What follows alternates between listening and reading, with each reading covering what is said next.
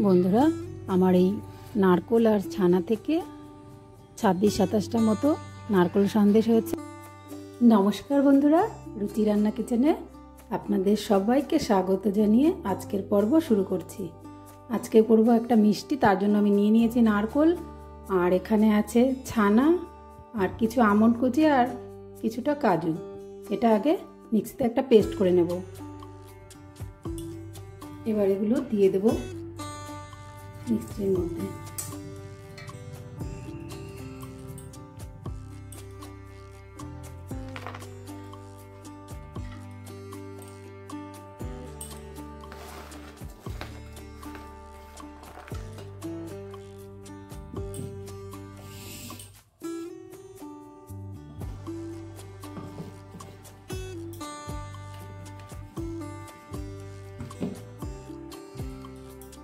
এবার দিয়ে দেব কিছুটা দুধ।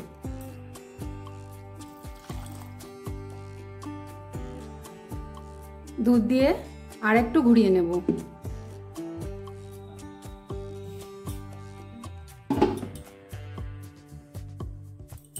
পেস্ট করা আমার হয়ে গেছে। এবার চলে যাব রান্নাতে। এবার উনুনটা ধরিয়ে নেব। কড়াই বসিয়ে দিয়েছি।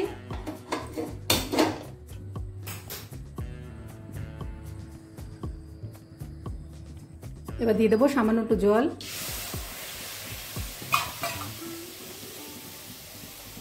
এবার দিয়ে দেবো 200-250 মতো দুধ।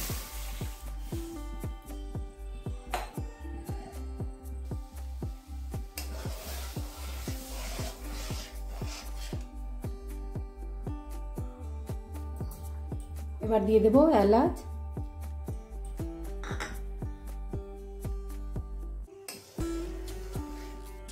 এখান থেকে সামান্য একটু তুলে নেব কর্নফ্লাওয়ারের জন্য। কর্নফ্লাওয়ারটা গুলে নেব।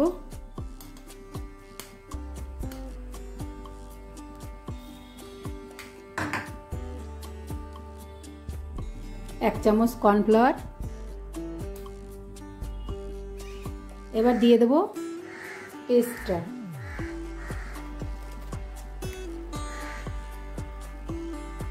ছানার পেস্টটা দিয়ে এবার এটা নাড়াবো। নাড়াতে থাকবো, নাহলে লেগে যেতে পারে।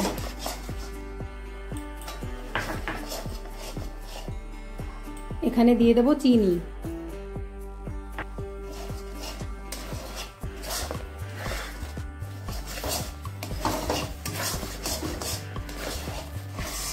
এটা নেড়ে নেড়ে শুকিয়ে নিতে হবে। আপনারা চাইলে মিষ্টি আরও বেশি দিতে পারেন, আমি এখানে কম দিয়েছি।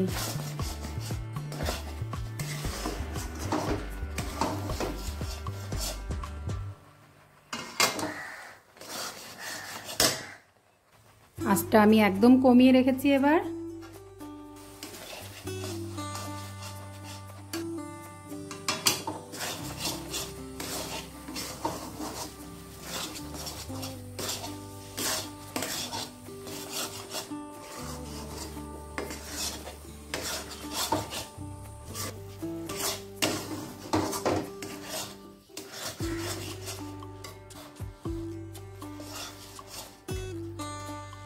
এখানে আমি 250 গ্রাম ছানা আর একটা নারকোল কোড়া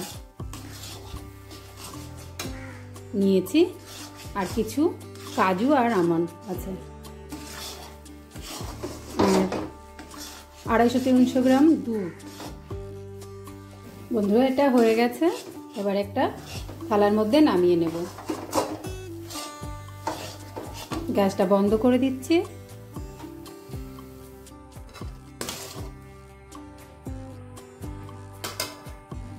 নামিয়ে নিয়েছি বন্ধুরা। এবার এটাকে ঠান্ডা করে নিতে হবে।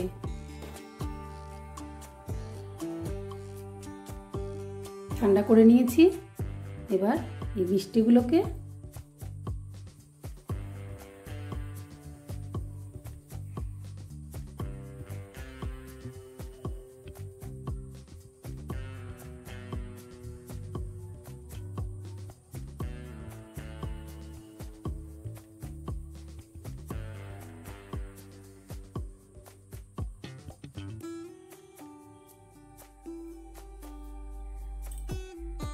এভাবে হাতের সাহায্যে, না হলে এরকম ছাঁচের মধ্যে করে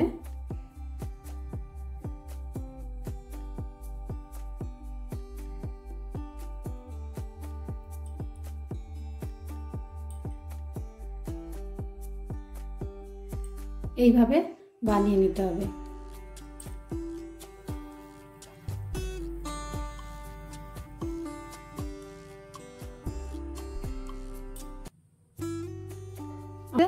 আপনাদের যদি ভালো লাগে এইভাবে আপনারাও বানাবেন আর খেয়ে বলবেন কেমন হয়েছে। আর আমার ভালো লাগলে আমার চ্যানেলটা সাবস্ক্রাইব করবেন। নমস্কার। আজ